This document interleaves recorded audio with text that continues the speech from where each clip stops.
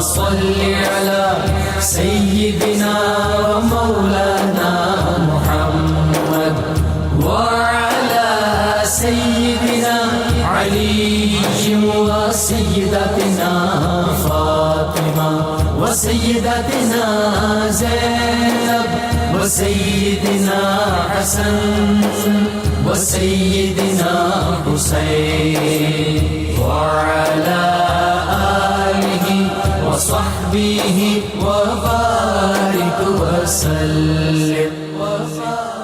الحمدللہ رب العالمین والصلاة والسلام علی سید الانبیاء والمرسلین. اللہم صلی علی سیدنا و مولانا محمد وعلی آلہ واصحابہ وبارک وسلم وصلی علیہ.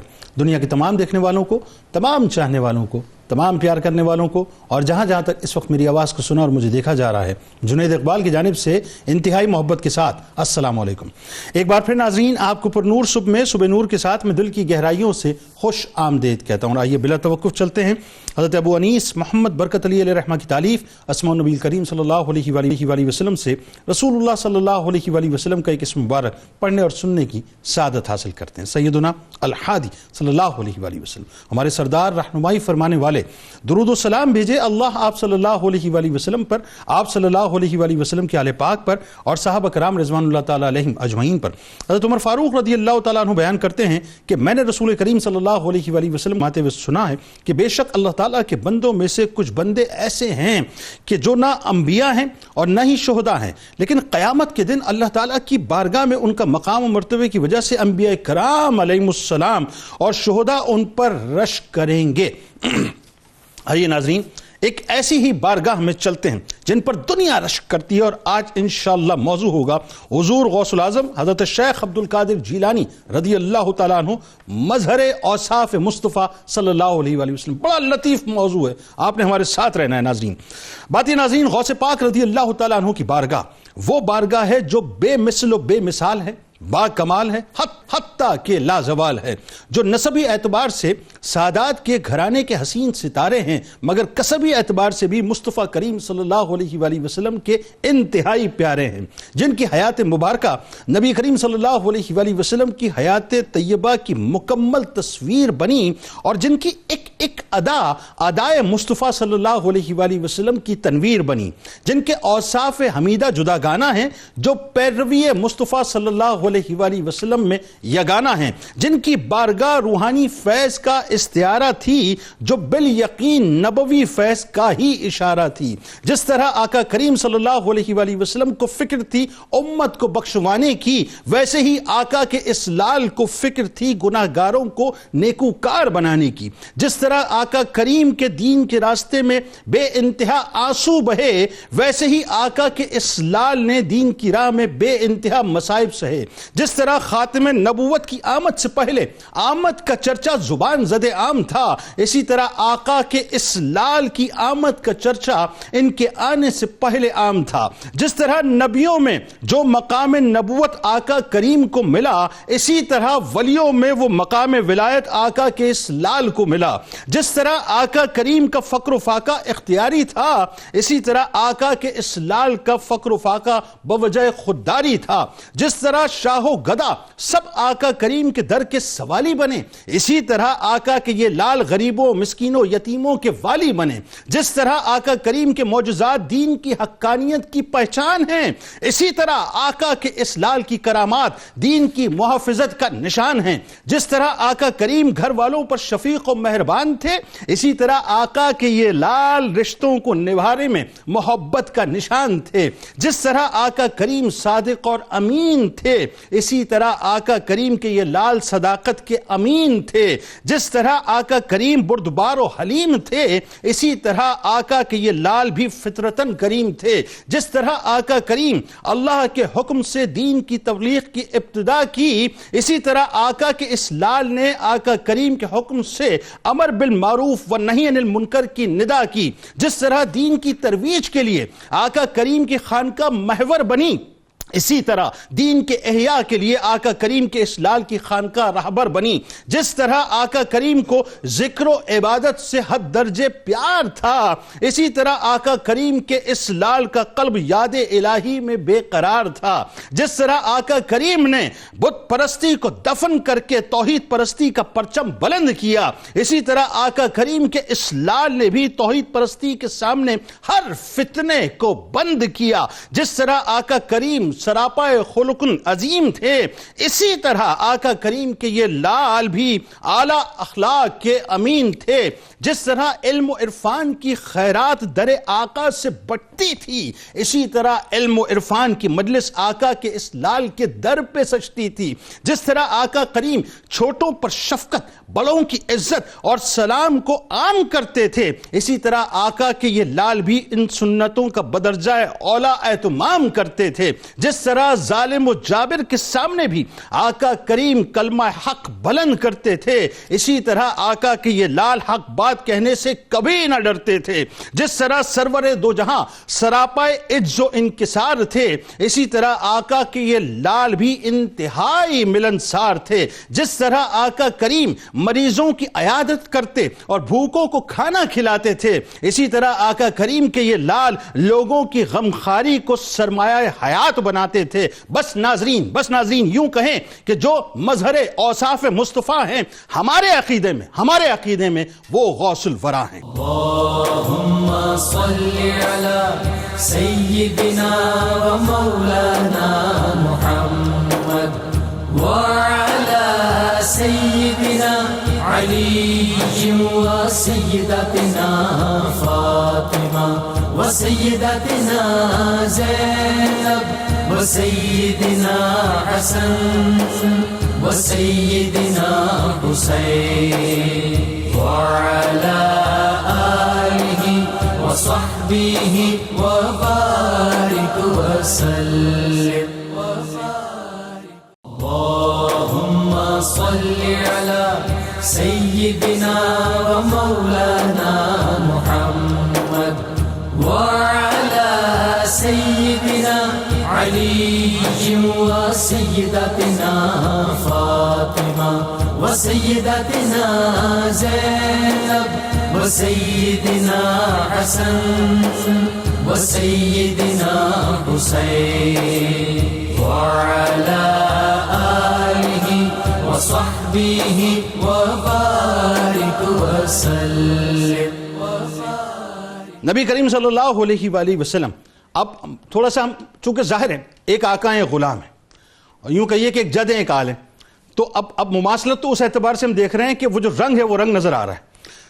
نبی کریم صلی اللہ علیہ وآلہ وسلم کی آمد سے قبل کی جو بشارتیں ہیں، اور غوث العظم دستگیر شیخ عبد القادر جیلانی رضی اللہ تعالیٰ عنہ کی آمد سے قبل کی جو بشارتیں آمد کی، ذرا اس کے حوالے سے گفتگو کا آغاز کریں. جی بہت شکریہ، آپ نے نہایت خوبصورت انداز میں اس مسئلے کو بیان کیا. یہ جو ہمارے سننے والوں کے لیے میں ایک چیز عرض کرنا چاہوں گا کہ یہ جو لفظ آ جاتا ہے نا، جس طرح آپ نے بار بار یہ لفظ استعمال کیا، جیسے آقا علیہ السلام کی یہ شان تھی اس طرح یہ شان، اس سے کئی سننے والوں کے ذہن میں یہ بات چلی جاتی ہے بھی کہیں معاذ اللہ ایسا تو نہیں کہ آپ نے ملا ہی دیا، جبکہ ہم نے لال اسی لے کہا، کہیں ایسا تو نہیں کہ آپ نے برابر ہی کر دیا. اس تمام کانسیپٹ کو بیان کرنے کے لیے آپ نے بہت خوبصورت لفظ استعمال کیا، مظہر اوصاف مصطفیٰ صلی اللہ علیہ وسلم. اب یہ جو مظہریت ہے، اس کو کوئی یوں سمجھے کہ یہ در حقیقت یہ متبع ہونا ہے. واہ، کہ آقا علیہ السلام نے جو کچھ تعلیمات ہمیں عطا فرمائیں، جو شخص بھی پوری طرح اس پہ پورا اترے گا، اس پر عمل کرے گا، اس کی عملی تصویر بن کے کھڑا ہوگا، تو ہم یہی کہیں گے اردو زبان کے اندر کہ اس طرح، اور یہی لفظ استعمال کریں گے، مگر یہ اس کے متبع ہونے کے معنی میں ہوگا. اور یہ اس بات کو میں یوں لیتا ہوں کہ جب ہم آقا علیہ السلام کی شان اقدس پر بیان کرتے ہیں تو اس پر بھی کچھ سننے والوں کو ایسا ہو سکتا ہے کہ وہ کہیں کہ معاذ اللہ یہ تو خدا سے ملا دیا. بھائی اس تصور کو سمجھنے کی ضرورت ہے جو اللہ رب العزت نے قرآن مجید کے اندر ارشاد فرمایا صبغۃ اللہ ومن احسن من اللہ صبغۃ. فرمایا اے لوگو اللہ کا رنگ چڑھا لو, اپنے اوپر اللہ کا رنگ چڑھا لو, اور اللہ کے رنگ سے بہتر کس کا رنگ ہو سکتا ہے. تو لہٰذا اللہ رب العزت کی شان کے مظہر کامل ذات مصطفیٰ صلی اللہ علیہ وسلم اور آقا علیہ الصلوۃ والسلام کے مظہر اتم, یوں تو صحابہ کرام بھی ہوئے, مگر غیر صحابہ میں جب ہم بات کرتے ہیں تو اولیاء کرام میں اور غیر صحابہ میں اور اولیاء میں پھر حضور شیخ الکل ابو محمد محی الدین شیخ عبد القادر جیلانی رضی اللہ تعالیٰ عنہ, آپ آقا علیہ السلام کی تصویر کامل ہیں, آقا علیہ الصلوۃ والسلام کا مظہر اتم ہے, آپ نے آقا علیہ السلام کی پیروی اور اتباع کرنے کا حق ادا کر دیا, اس لیے وہی نقشہ نظر آتا ہے جو نقشہ سیرت محمد. سبحان اللہ سبحان اللہ.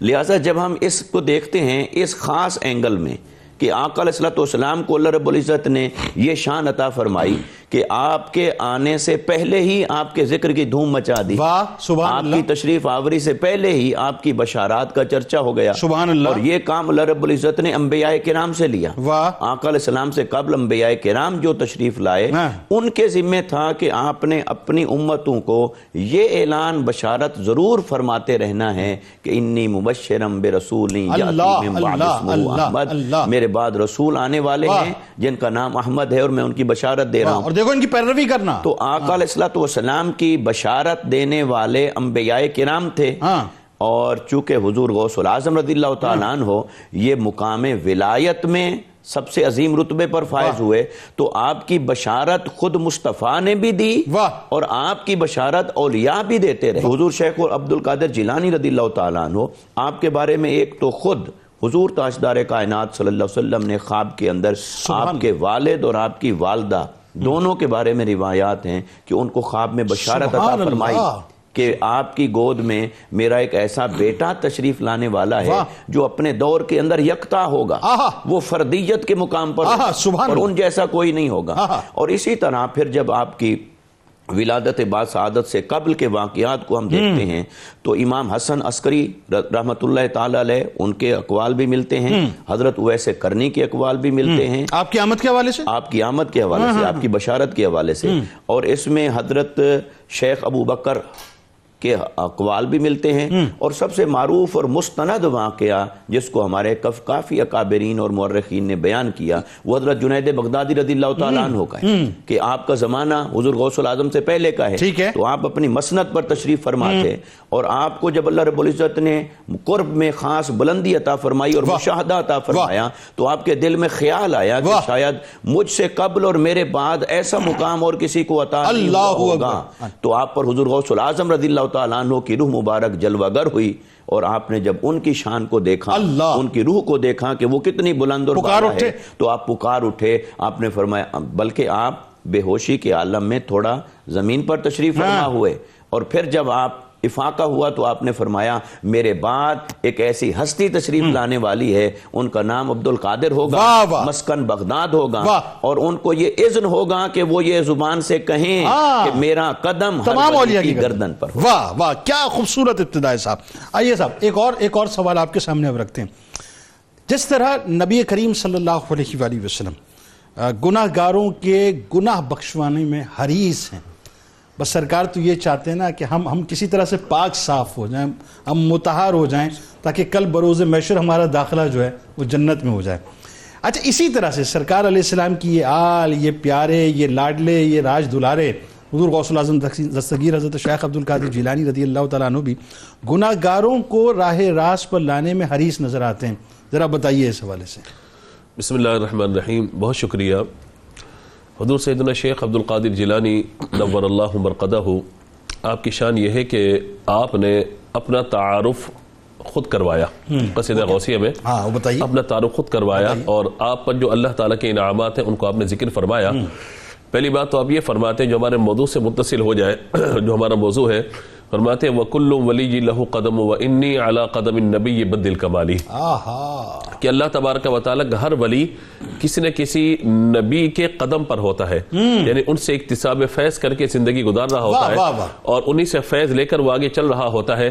فرماتے ہیں عَلَى قَدَمِ النَّبِيِّ بَدِّ الْكَمَالِ، کہ میرا قدم جو ہے وہ حضور صلی اللہ تعالی علیہ وآلہ وسلم کے قدم پر ہے اور میں حضور سے ہی فیض لے کر آگے منتقل ہو رہا ہوں۔ تو یہ شعر ہمارے موضوع سے متصل ہو جاتا ہے کہ مظہر اوصاف مصطفیٰ صلی اللہ تعالی علیہ وآلہ وسلم سرکار غوث پاک کی ذات مبارکہ۔ تو اس نسبت سے جب ہم آگے بڑھتے ہیں تو نبی مکرم علیہ السلام کی ذات میں جہاں آپ کو معجزات و کمالات نظر آتے ہیں، وہی سرکار غوث پاک رحمۃ اللہ تعالی کی ذات میں آپ کو کرامات اور حضور کا فیضان وہاں پہ نظر آتا ہے۔ وجہ اس کی یہ ہے کہ آپ حسنی سید بھی حسینی سید بھی ہیں، حضرت امام حسن کا فیض بھی ملے، امام حسین رضی اللہ تعالیٰ کا فیض بھی مل رہا ہے۔ میں ایک بات یہاں پہ اور عرض کرنا چاہتا ہوں کہ جو ہمارے موضوع سے مزید متصل ہو جائے، آپ کی شان یہ کہ آپ غوث الثقلین ہیں۔ غوث الثقلین کا معنی یہ کہ فقط انسانوں کے نہیں بلکہ جنات کے بھی، ثقلین کہا جاتا ہے انس و جن دونوں کو۔ اب یہاں پر میں روک کر آپ کو ایک بات یس کرنا چاہتا ہوں کہ مقام غوثیت و قطبیت کا جو سب سے پہلی ہستی ہے جن پر اس کا اطلاق ہوتا ہے وہ حضرت مولا مرتضی شیر خدا کرم اللہ تعالی وجہ الکریم کی ذات مبارکہ ہے۔ ان کے بعد یہ فیض منتقل ہوتا ہے حضرت امام حسن مجتبی رضی اللہ تعالیٰ عنہ تک، وہاں سے حضرت شہید کربلا امام حسین رضی اللہ تعالیٰ عنہ تک، وہاں سے پھر یہ منصب منتقل ہوا حضرت سیدنا امام زین العابدین رضی اللہ تعالیٰ عنہ کی طرف، پھر وہاں سے حضرت سیدنا امام محمد باقر، پھر حضرت امام محمد جعفر، پھر حضرت امام موسیٰ کاظم، اور یہ سلسلہ پھر چلتا چلتا حضرت امام محمد رضا، امام محمد تقی، امام محمد نقی، اور پھر حضرت امام حسن عسکری رضی اللہ تعالیٰ عنہ تک۔ جب یہاں تک پہنچ گیا تو اب یہاں سے لے کر 210 سال تک یہ منصب موقوف رہا، اور اس کے بعد جب 470 یا 471 میں سرکار غوث پاک رحمۃ اللہ تعالی کی پیدائش ہوتی ہے تو آپ کو یہ منصب عطا فرمایا گیا، اور اب قیامت تک یہ منصب آپ کے پاس ہے جب تک امام مہدی علیہ السلام تشریف نہیں لاتے۔ جب امام مہدی تشریف لائیں گے تو اس وقت یہ منصب ان تک چلا جائے گا۔ اب سارے اس تناظر کے اندر آپ یہ دیکھیے کہ آپ نے کہا کہ گناہگاروں کو راہ راست پہ لانے کے لیے، تو آپ دیکھیے کہ ہم یہ دیکھتے ہیں پہلے تو سرکار علیہ السلام جو حریص ہیں بخشوانے، مطلب لقد جاءکم رسول من انفسکم، دیکھیے نبی پاک علیہ السلام تو حضور کی واضح حدیث مبارکہ، جی میں یہاں پہ عرض کروں، حضور کی واضح حدیث مبارکہ فرمایا کہ تم لوگ جہنم کے گڑے میں گرنے والے تھے، میں نے تمہارے کمر بند سے پکڑ کے تمہیں کھینچ لیا۔ اعلی حضرت نے اس کو یوں بیان فرمایا، فرماتے آستی رحمت عالم الٹے، کمر پاک پہ دامن باندھے، گرنے والوں کو چاہے دوزخ سے چاہ بلا کھینچ لیا کرتے ہیں۔ یعنی جو لوگ جہنم کے گہرے گڑے میں گرنے والے تھے، نبی مکرم علیہ السلام نے انہیں وہاں سے نکال کے جنت کے راستے پر لگا دیا۔ اب یہ تو سرکار کی ذات مبارکہ ہے کہ حضور نے دنیا میں بھی، پیدائش کے وقت بھی، وصال کے وقت بھی، دنیا سے پردہ فرمانے کے وقت، معراج، ہر وقت اپنی امت کے لیے دعا کی ہے، بخشش کی، اور امت کا معاملہ اپنے حوالے کرنے کی بات کی ہے اللہ تعالیٰ کی بارگاہ میں۔ اب راہ راست پر لانے کی جو آپ نے بات کی، اولیاء کا منصب یہ ہوتا ہے کہ وہ اپنی کرامات کا ظہور نہیں کرتے، وہ اپنی واہ واہ نہیں کرتے، ان کا مقصد یہ ہوتا ہے کہ اللہ کے بندوں کو اللہ تعالیٰ کے دین کے راستے پہ لگا دیا جائے۔ سرکار غوث پاک کی پوری حیات آپ دیکھیے، آپ کو توحید کی دعوت دیتے ہوئے نظر آئیں گے، لوگوں کو عمل کی ترغیب دلاتے ہوئے نظر آئیں گے، لوگوں کو قرآن کی طرف راغب کرتے ہوئے نظر آئیں گے، اور لوگوں کو توبہ کی تلقین کرتے ہوئے نظر آئیں گے۔ یہ بڑا خاصہ ہے ان کا۔ اچھا، ایک تو یہ ہے کہ تلقین کرنا اللہ تعالیٰ کی طرف، پھر دوسرا ہے کہ انہیں امید دلانا، اور امید کیا ہے؟ فرماتے کہ مریدی لا تخف اللہ ربی اعطانی رفعتا نلت المنالی طبولی فی السماء والارض دقت وشاؤس السعادت قد بدالی۔ قصیدہ غوثیہ۔ فرماتے مریدی لا تخف اللہ ربی، اے میرے مرید تو غم نہ کر، میرا رب اللہ ہے۔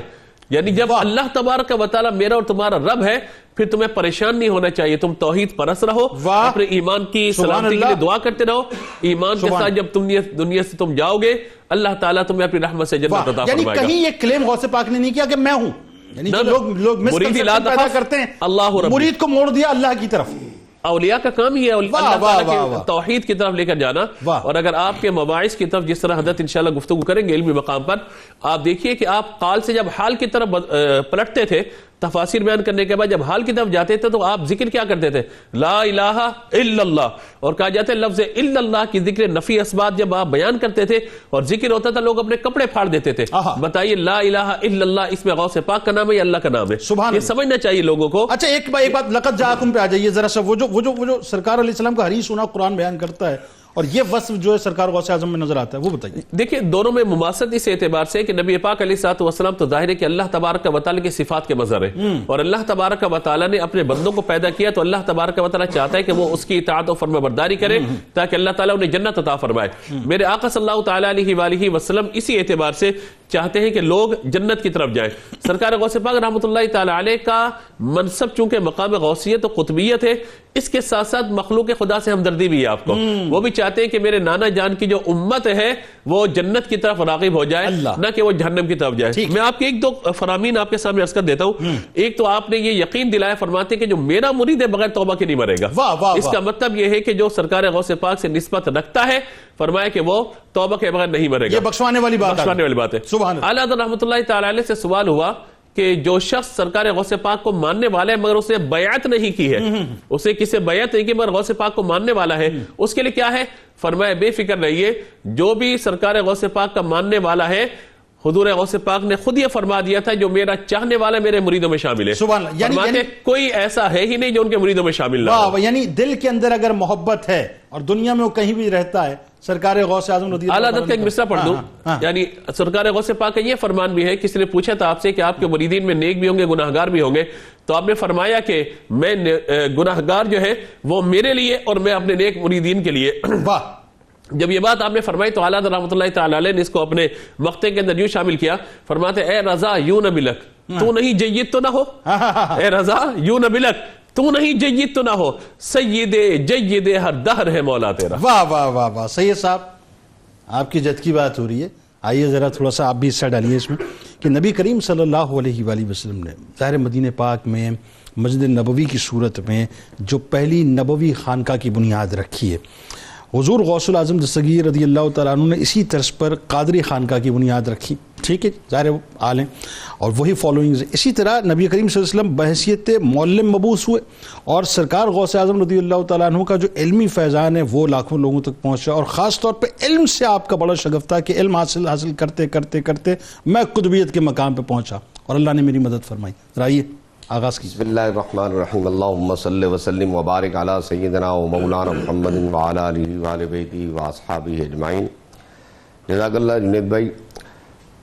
وہ نبی رحمت خاتم النبیین سید عالم صلی اللہ علیہ وسلم جو یہ جھنڈا لے کر دنیا میں تشریف لائے کہ انما بعثت معلما، کہ مجھے معلم بنا کر بھیجا گیا. بالکل ٹھیک. اور جنہوں نے اس اندھیروں کی دنیا میں روشنی کا ایک سفر شروع کیا اور اس کے بعد اپنی آمد کے بعد سے لے کر معاشرے میں ہر قسم کی آپ نے اصلاحات فرمائیں. درست. اس نبی رحمت سید عالم صلی اللہ تعالیٰ علیہ وآلہ وسلم کے فیضان منتقل ہو رہا ہے حضرت مولا علی رضی اللہ تعالیٰ عنہ کی جانب، اور حضرت مولا علی رضی اللہ تعالیٰ عنہ سے یہ فیضان سینہ بہ سینہ چلتا ہوا آ رہا ہے، یہاں تک کہ جناب حضور پرنور جناب حضور سیدنا غوث اعظم رضی اللہ تعالیٰ عنہ آپ کے اس عظیم الشان منصب کے مظہر عتم بن کے آتے ہیں، اور ایسا مظہر عتم بن کر آتے ہیں کہ جناب حضور سیدنا شیخ عبد القادر جیلانی رضی اللہ تعالیٰ عنہ نے اپنی پوری زندگی، اگر آپ مطالعہ کریں کہ 90 سال کی آپ نے عمر پائی ہے، تو از اول تا آخر درس و تدریس میں انتہا سے زیادہ مشغول رہے. 40 برس آپ نے لگا دیے. پورا 40 برس کا ایک بہت بڑی مطلب حصہ ہوتا ہے زندگی کا آپ نے درس و تدریس میں گزارا. آپ کے معمولات میں لکھا جاتا ہے کہ نماز فجر کے بعد آپ مدرسہ تشریف لے جاتے اور مدرسے میں درس و تدریس شروع کرتے، قرآن حدیث فقہ پڑھایا کرتے، یہاں تک کہ 28 ہجری میں صاحب قلائد الجواہر فرماتے ہیں کہ 28 ہجری میں باقاعدہ آپ نے درس و تدریس کا آغاز کیا. اس طرح کیا کہ آپ نے خواب دیکھا اور جناب رسول اللہ صلی اللہ تعالیٰ علیہ وآلہ وسلم نے فرمایا بیٹے آپ بیان کیوں نہیں کرتے، درس کیوں نہیں دیتے؟ تو آپ نے کہا میں تو عجمی ہوں. ٹھیک ہے. تو آپ نے فرمایا اپنا منہ کھولیے، اپنا لعاب دہن آپ نے 7 مرتبہ ڈالا. ٹھیک ہے. اسی کے فوراً بعد آپ کو چاہیے تھا درس شروع کرتے، لیکن ابھی ہچکچاہٹ ہے، زور کا وقت ہو رہا ہے ابھی تھوڑا سا. حضرت مولا علی رضی اللہ تعالیٰ عنہ پھر تشریف لاتے. ٹھیک ہے. آپ نے 6 مرتبہ اپنا لعاب دہن ڈالا اور ہمت بندائی بیٹا آپ درس دیں. ٹھیک ہے.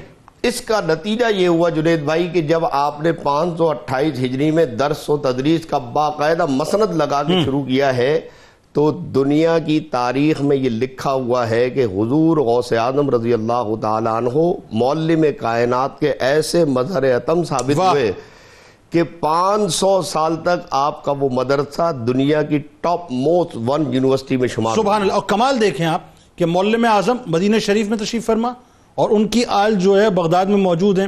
وہ جو نظامیہ مدرسہ نظامیہ ہے وہ آپ نے جیسے بتایا کہ اس کا پھر عروج دیکھا کہ وہاں کی قیادت جو ہے حضور غوث الاعظم کے پاس موجود تھی. اچھا ایک بات اور بتائیے, جو آپ نے جو نبوی خانقاہ کی بنیاد سرکار علیہ السلام نے رکھی ہے, آپ یہ دیکھیں نا کہ ایک پورا ایک روحانیت کا نظام, ایک اسپریچولزم کا نظام دنیا کو آپ نے دیا ہے.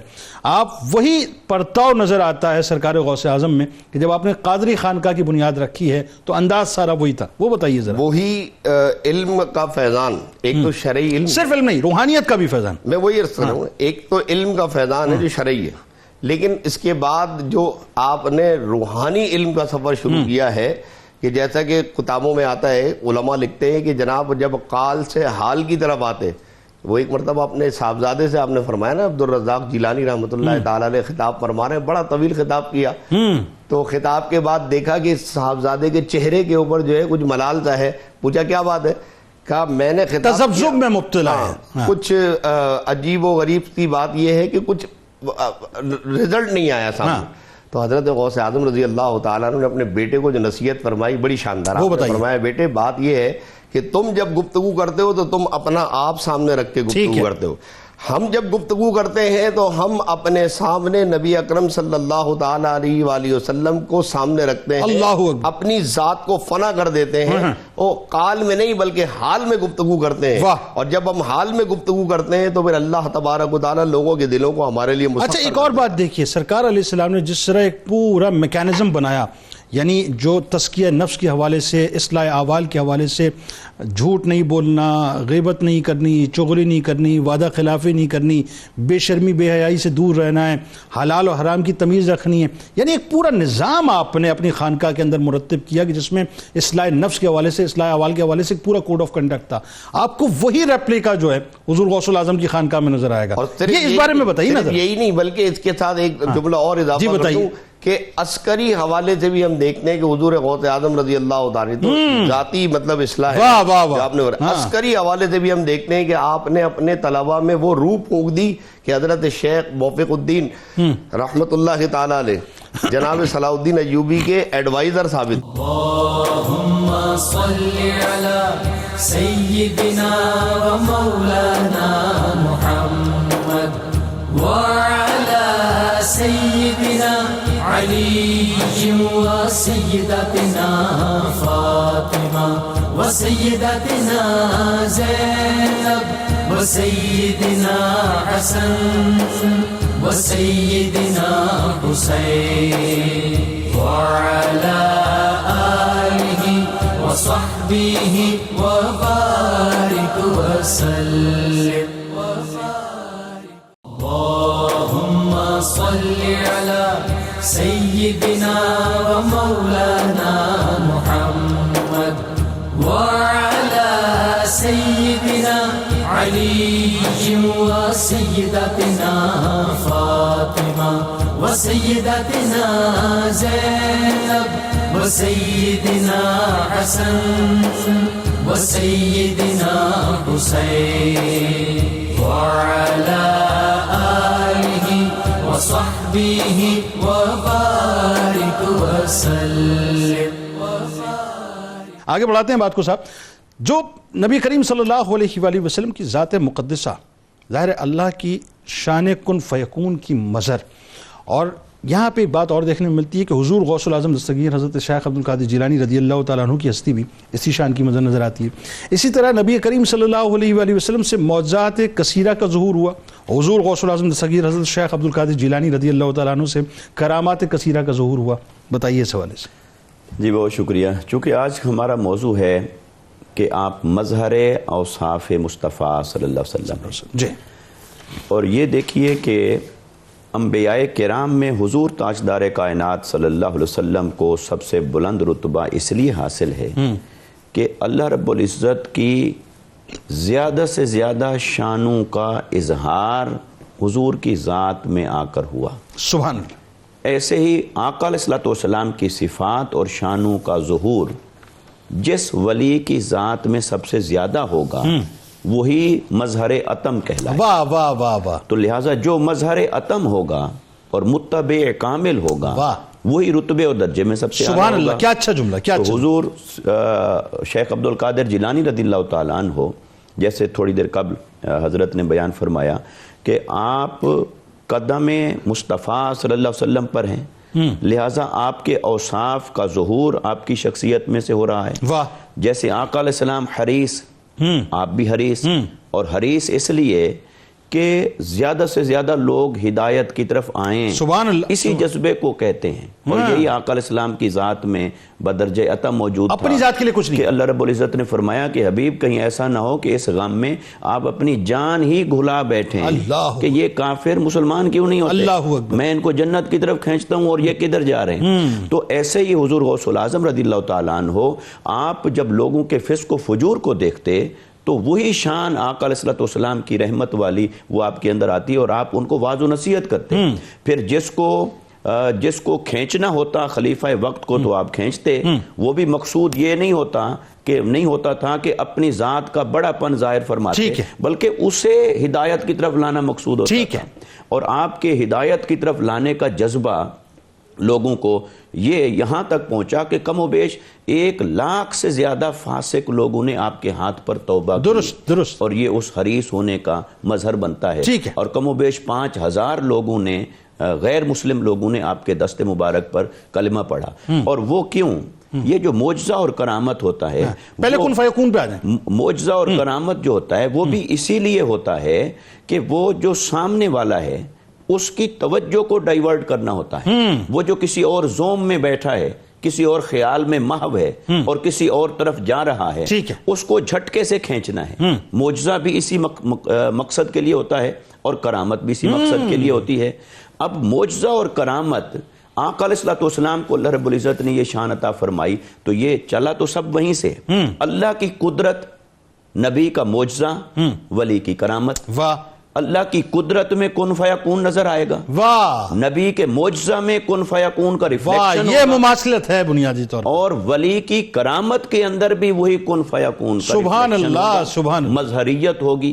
لہٰذا اللہ رب العزت نے اولیاء کرام کے بارے میں بیان فرمایا لہم ما یشاؤون عند ربہم, ان کے لیے ہے جو وہ چاہیں. واہ.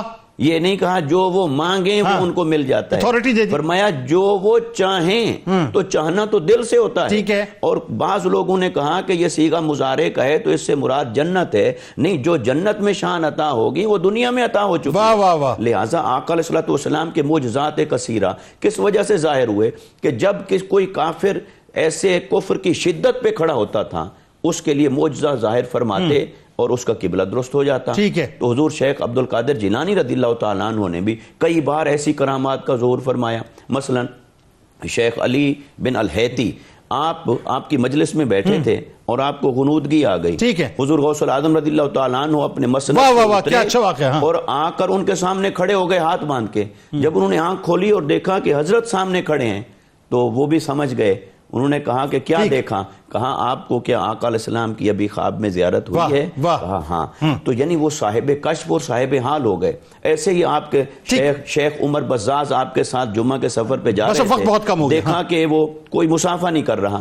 پھر آپ نے ان سے فرمایا کہ آپ یہی دیکھ رہے ہیں نا کہ مصافحہ کوئی نہیں کر رہا, تو اب دیکھو. تو مصافحہ کرنا شروع کر دیا لوگوں نے. فرمایا اللہ تبارک و تعالی تصرف عطا فرماتا ہے لوگوں کے دلوں کے اوپر. تو یہ جو قدرت میں ظہور ہے وہی معجزہ میں ظہور ہے, وہی کرامت میں ظہور ہے. اور جو کامل ہے وہ کرامتیں ظاہر اپنی شان کے لیے نہیں کرتا, بلکہ وہ اللہ کی دی ہوئی تکریم کو ظاہر کرنے کے لیے, اس کی بنیاد کن فیکون, اور لوگوں کو ہدایت کی طرف بنیاد کن فیکون, اور بنیاد اسی پر ہے. بالکل ٹھیک. بہت خوبصورت بات. گفتگو آگے بڑھاتے ہیں. علامہ صاحب, نبی کریم صلی اللہ علیہ وسلم کا فقر و فاقہ اور شان استغنا اور حضور غوث الاعظم دستگیر حضرت شیخ عبد القادر جیلانی رضی اللہ تعالیٰ عنہ کا فقر و فاقہ، ان کی شان استغنا۔ اسی کے ساتھ ساتھ ایک بات اور بتائیں کہ اسی طرح نبی کریم صلی اللہ علیہ وسلم کی صداقت، سخاوت، عفو درگزر، اور غوث پاک کی صداقت اور آپ کی سخاوت، آپ کا عفو درگزر، موضوع بہت بڑا ہے، میں چاہتا ہوں سناپسس کی صورت میں بتائیے گا۔ بسم اللہ الرحمن الرحیم۔ نبی پاک صلی اللہ تعالیٰ علیہ وآلہ وسلم کا فقر اختیاری ہے، ایسا نہیں ہے کہ آپ کے پاس تھا نہیں، بلکہ آپ نے تو خود فرمایا کہ یہ اگر اشارہ کروں تو یہ پہاڑ سونے کے بن کے میرے ساتھ سبحان تو یہ اس میں تو کوئی کلام نہیں، لیکن 3 دن 3 راتیں ایسے نہ گزرتے تھے کہ جو فاقے کی نوبت نہ آتی، یعنی فقر اختیاری تھا۔ اچھا ایک طرف یہ، دوسری طرف نبی مکرم علیہ الصلوۃ والسلام نے صوم وصال اختیار فرمایا۔ صوم وصال کیا ہے کہ نہ سحری ہے نہ افطاری ہے، بس وقت شروع ہوتا ہے روزے کی نیت ہو جاتی ہے، وقت ختم ہوتا ہے اگلے روزے کی نیت ہو جاتی ہے۔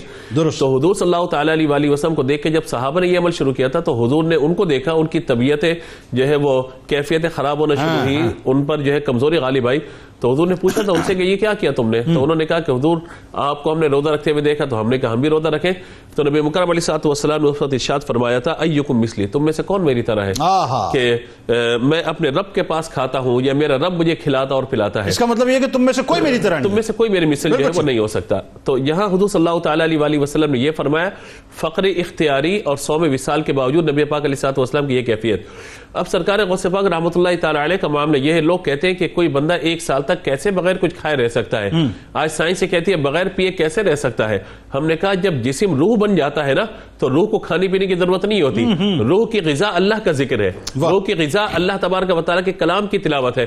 تو جب جسم روح بن جاتا ہے اور جب روح کی کیفیت یہ ہے کہ اسے ان مادی اشیاء کی ضرورت نہیں ہوتی، تو سرکار غوث پاک رحمۃ اللہ تعالیٰ علیہ کو اللہ نے یہ مقام پھر عطا فرمایا کہ سال گزر جاتا تھا، آپ کھاتے نہ تھے پیتے نہ تھے، اور یہ کیا تھا؟ فقر اختیاری تھا، غیر اختیاری نہیں تھا، یعنی وہ کیا ہے کہ مجھے کھانے کے لیے نہیں مل رہا، بلکہ آپ جان بوجھ کر عبادات اور ریاضات اور مجاہدات اور یہ ساری چیزیں فرما رہے تھے۔ اللہم صلی علی سیدنا و مولانا محمد وعلی سیدنا علی و سیدتنا فاطمہ و سیدتنا زینب و سیدنا حسن و سیدنا حسین وعلی آلہ و صحبہ و بارک وسلم۔ اللہم صلی علی سیدنا و مولانا محمد وعلی سیدنا علی و سیدتنا فاطمہ و سیدتنا زینب و سیدنا حسن و سیدنا حسین وعلی آلہ و صحبہ و بارک وسلم۔ اچھا جی، کتاب الشفا کی طرف چلتے ہیں۔ محبت رسول صلی اللہ علیہ وسلم کے حصول کا عمل آپ کے سامنے پیش کرتے ہیں کہ جو شخص روزانہ نماز عشاء کے بعد اول و آخر درود و پاک کے ساتھ خلوص نیت سے 1 مرتبہ سورہ محمد صلی اللہ علیہ وآلہ وسلم پڑھنے کا معمول بناتا ہے تو اس کے دل میں محبت رسول صلی اللہ علیہ وآلہ وسلم اجاگر ہوتی ہے۔ اچھا جی، شیخ عبد القادر جیلانی رضی اللہ تعالیٰ عنہ کا ایک بڑا کمال قول مبارک آپ کے سامنے پیش کرتا ہوں، توجہ سے سنیے۔ فرماتے ہیں کہ پہلے تو دنیا کو چھوڑ پھر آخرت کو طلب کر، پھر آخرت کو چھوڑ اور اللہ تعالیٰ کے قرب کو طلب کر۔ مظہر اوصاف احمد عکس حسن مرتضی، مظہر اوصاف احمد عکس حسن مرتضی، دلبر حسنین سارے اولیاء کے پیشوا، دلبر حسنین سارے اولیاء کے پیشوا، ان میں